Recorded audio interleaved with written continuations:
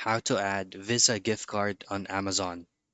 So first things first is if you would like to do this via the Amazon application or via the web version using your laptop or PC, the process are all the same. So head straight, whether you're using the app or into the Amazon's official site, and ensure that you're already logged in into your account.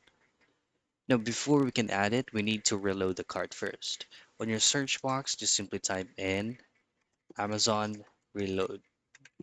Now, there's going to be a lot of options in here, but what I can recommend you to choose is the one that has the cell phone icon right here. But you could also try to choose on with the Amazon logo.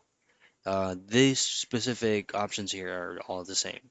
So choose on this one, and then on the next page, you can choose the reload type if it's either a one-time reload, a low balance auto reload, or a scheduled auto reload.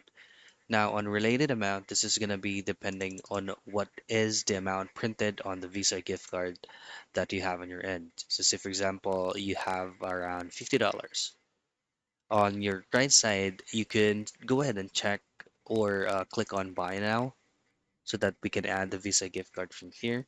And then in here below your credits and debit cards, just simply click on Add a credit or debit card.